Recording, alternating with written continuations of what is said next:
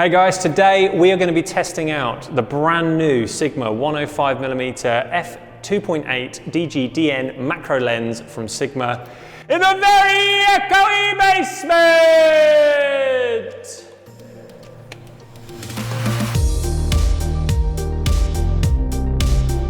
So we've been super lucky. Sigma have lent us their pre-production copy of their brand new 105mm f2.8 DG-DN macro lens.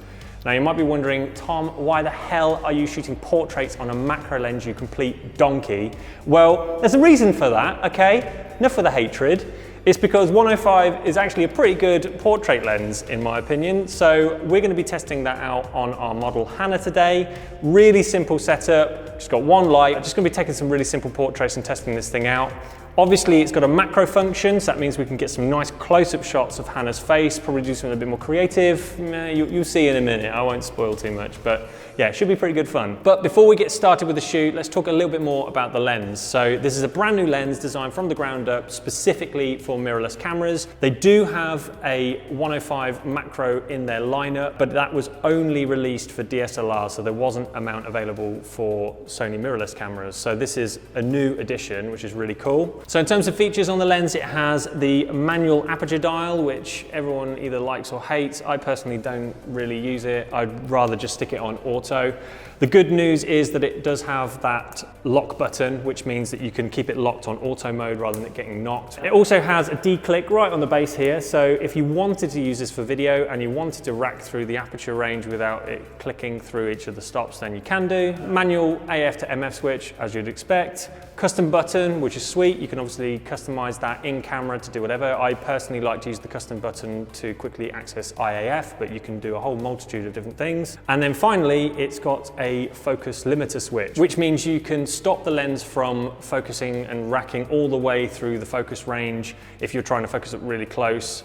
So you can switch it from full to half a meter to infinity, and then you can also switch it to 0.295 to be precise to 0.5 meters. And that's obviously useful for macro, so it's going to stop it hunting all the way to infinity and back, which is just going to be a ball ache. So that's a nice addition. In terms of weight, it feels pretty lightweight on the camera actually. It just looks like a very long stretched version of the 85mm we tested recently.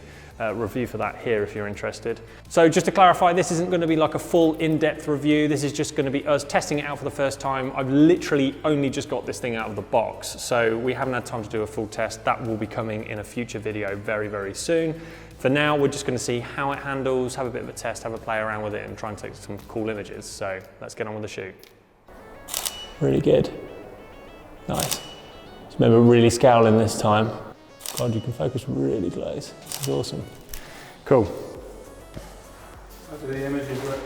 Good so far. I mean, it's keeping focus pretty much every single, yeah, wow. That is ridiculously sharp.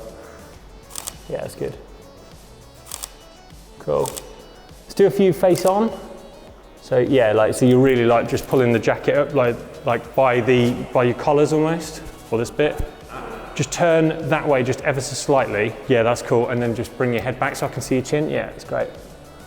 Perfect. I'm just going to put Sigma's brand new lens on the floor, okay? So I'm sure they won't care. Just don't tell them, they're fine. It's not like you didn't smash the fuck out the last one on the table. I would never ever be violent with one of Sigma's lenses, all right? We have a relationship based on trust and respect.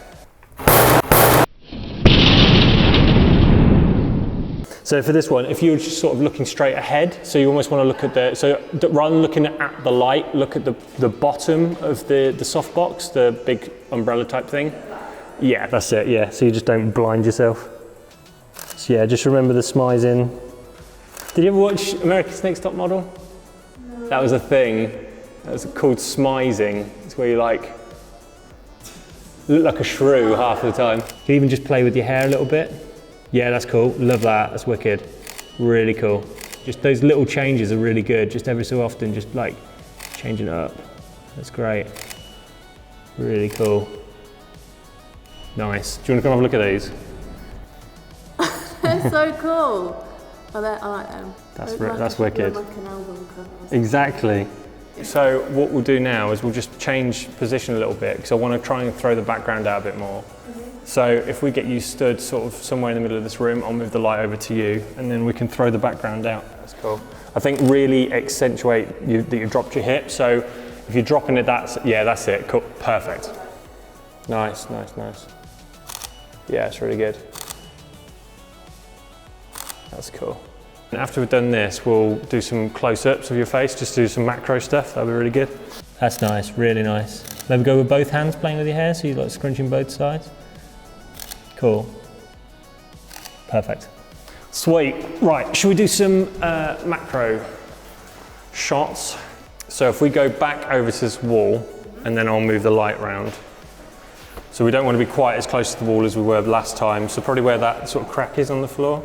That'll be good. We'll get some macro shots of your bogies. Yeah.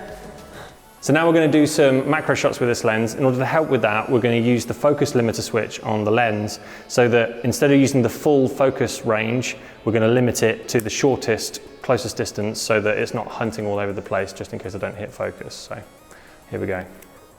Okay.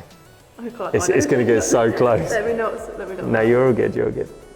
I don't know how close it can go, so I want to try and get as close as I can. Go for it. Oh my God, I feel like I'm drunk. I'm not going, We're about there, so hold your eye up. Yeah, it's hunting a little bit, but I don't know if that's because you're moving, I'm moving, and we are like at the very limit.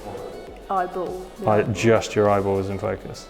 But yeah, all right, we've got something. Let's stick the coat on. Let's do something a bit more creative. If you do your coat up this time, so you kind of want to be all bundled up. I need to switch the focus limiter back over because we're not going quite as close as before. Yeah, that's cool. So just remember your eyes again. So it's a scala? Yeah, yeah. Right. Cool, I think we're done.